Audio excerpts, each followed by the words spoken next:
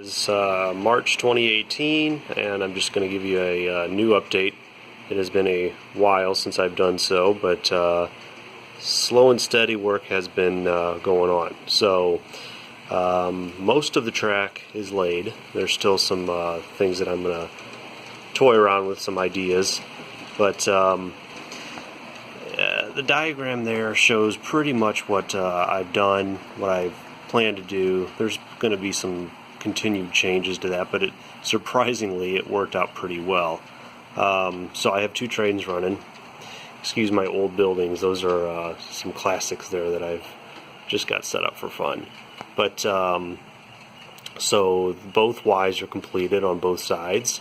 Both helixes are completed, and both tracks, both mainline tracks, are finally completed.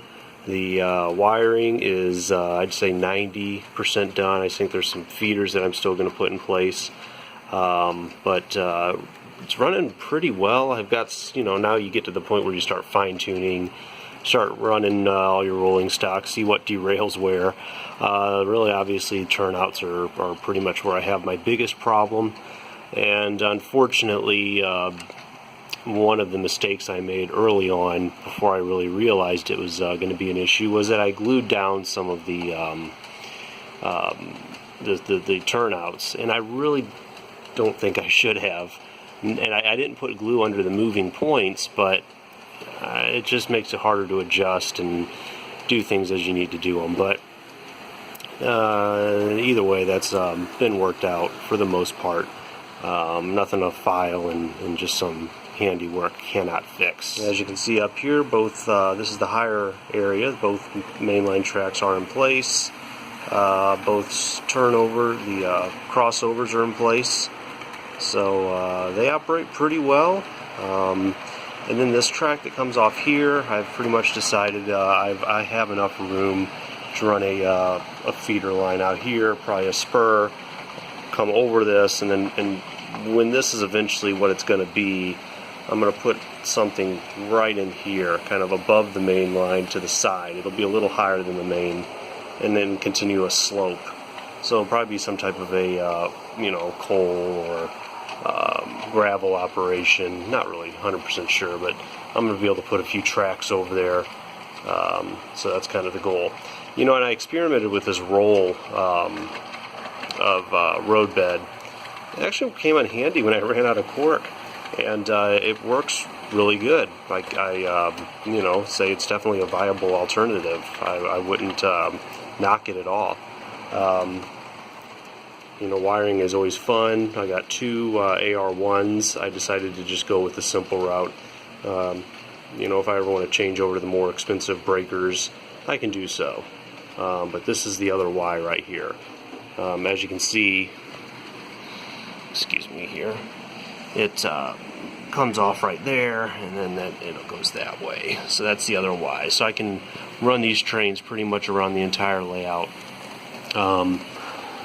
One of the things that I wanted to do was just kind of increase running time and make sure that it took the trains, around 2 minutes to make it around the layout. I just wanted to have some room to run some operations on the front end if I wanted to. And I just like the aspect of a train taking a while to get around the loop. So I've been pretty successful with that. If the longest route is to take the Ys and run through both helixes, that takes about 3 minutes and 30 seconds. At a not a slow speed, but not a fast speed either. More like I think I'd say about average speed for what you would expect a train to run at in real life if it were to scale. 3 minutes, 30 seconds, maybe 4 minutes. So I'm pretty happy with the track work here.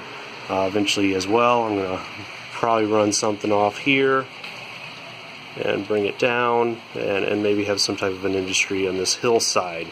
And that's kind of the plan, that this is going to be a hill going down level and with a town kind of on the hill. And then the main street running along the tracks at the front of town. I've never gotten to the scenery stage in any layout I've had. This is my fourth model railroad attempt. The second one with this actual sheet of wood, I had it all set up. I didn't really like it, and I spent a lot more time kind of planning this one out. So it's come together very nicely. It's just taken a long time to get it where I want it.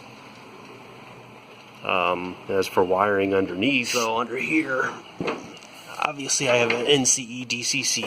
I've done some on that before. So basically I just run a main, that's my switch box. It's going to have a switch for programming track, main track. This up here is the NCE, just the power cab system, and I have a bus, main bus, running around the whole layout, and everything is feeding off that bus. The red wire is just speaker wire for some speakers I have set up. But everything runs under here, and there's an AR1 auto reverser, feeder wires.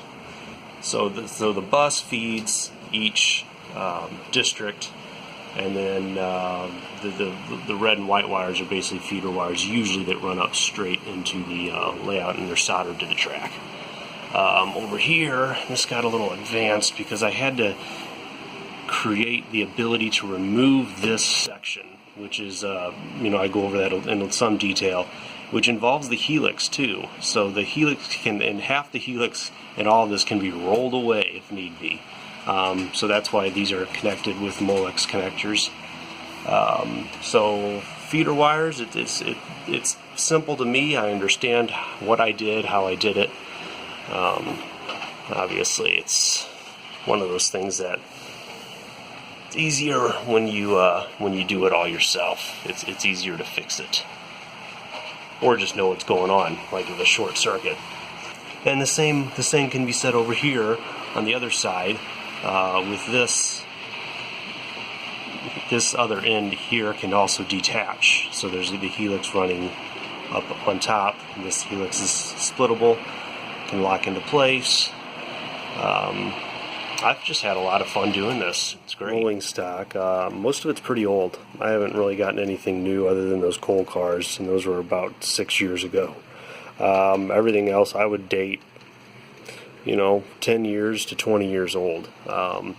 These Coors car here, it was in the 80s I got that. It's fallen apart. I've tried to rework a lot of these things and just mix components that I have to get trains running again. But it's time to invest in new locomotives and the BN train there. That one runs pretty good. It was a blue box. It's been upgraded with DCC. Runs pretty well. Number 20 here, it runs. It's has its days where she doesn't really like to go. But I've spent a lot of time just messing with the DCC wiring in that. It's just an old motor, and it'll go and it'll run pretty fast, but the power is just lacking. And then number 30, work in progress. It runs whenever it wants, but I really got to get in there and rework the wiring in there as well. So, that's the progress so far. Once I get all the operational issues figured out, a little more track laying, buy some more turnouts. I'm getting ready to move to a step that I've never actually made it to, and that's kind of just to start setting up some scenery. I don't know if I'll get to that right away, but I'm getting there. So thanks for watching.